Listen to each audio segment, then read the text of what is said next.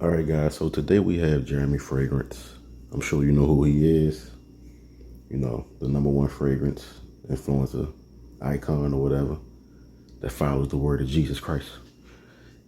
But he's been doing this for about 12 plus years, probably even longer. And we got a small documentary on him. You know, he was going through a lot of stuff. They're going to talk about, you know, his fragrance company, his rise, you know, his fall, how he ruined his own empire. Man, let's check it out. Jeremy Fragrance is the loudest man on the internet. I could just lick this whole thing. With his all-white suits, blinding charisma, and unshakable obsession with colognes, he became one of the most recognizable personalities on TikTok and YouTube. He wasn't just reviewing perfumes, he was screaming about them, running through public, flexing his abs in hotel bathrooms, rating scents like they were stock picks. So good. It was chaotic, hilarious, and somehow brilliant. But in 2024, everything changed. Jeremy reappeared on Instagram looking drastically different. Gaunt, hollow-eyed, with captions that didn't sound like him. I shut down my fragrance brand. I'm getting baptized. Over time, Jeremy Fragrance went from the king of confidence to a man everyone was suddenly worried about. So what actually happened to Jeremy Fragrance? Why did one of the most profitable personalities on the internet throw away his empire? And is this really a rebrand? Or something much darker? To find out, we need to look deeper into how Jeremy built his empire and what caused it to fall apart. Jeremy wasn't just a viral character, he was a brand. His signature phrases like became memeable on day one, but behind the internet jokes was a business model that worked better than almost any traditional fragrance company. He launched his own fragrance line, Fragrance One, using Kickstarter.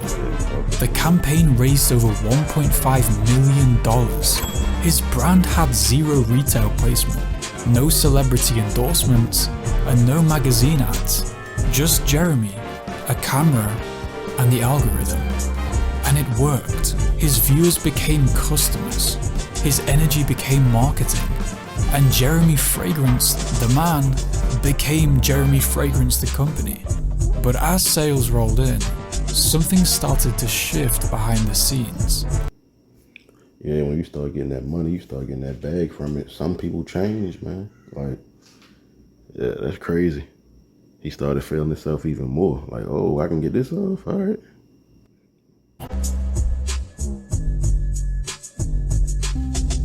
For years, Jeremy had leaned into his chaotic persona. I can kiss a sexy 500 girls per day. But if you watched closely, his content began to lose its spark. In late 2023, uploads slowed. His Instagram shifted from fragrance breakdowns to cryptic motivational rants. The once flashy influencer was now talking about celibacy, God, and suffering. His eyes looked sunken. His energy, once frantic, now felt unstable. Fans started asking, is this a performance? Or is something wrong? Power, baby, man. That's discipline. And that's the best mint fragrance. Who wants to have the best mint fragrance? You? Then get this one. This is the long-lasting, mood-enhancing. And this fragrance, guys, has a mint. Every man has to smell fresh and clean. That's what the mint is about. Next one, we got the pepper. Every man has to be decisive and strong. That's what the pepper stands for. Then came the announcement. He was shutting down Fragrance One. And to understand why, we need to look at the brand that started it all. Fragrance One wasn't just a cash grab. It was actually a smart product line, scents for specific occasions, simplified for the average guy. No fluff, no complexity, just confidence in a bottle. But here's where it gets interesting. Jeremy didn't own 100% of the business. Fragrance One was co-owned with his brother. And according to publicly available records, that's a red flag right there.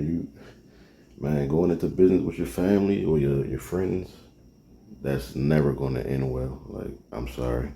Had some serious operational issues. Customer complaints about shipping delays, poor communication, questions about fragrance quality. Jeremy himself admitted in the videos that he wasn't handling the logistics. If I'm the creative director of this thing, it will work. He was the face, the hype man, the marketing engine. But without a stable foundation, even the best personal brands can crack. And behind closed doors, that's exactly what was happening. Hey, what's going on? It's easy to laugh at Jeremy Fragrance. That was kind of the point. He was a walking meme who leaned into the absurdity of influencer culture.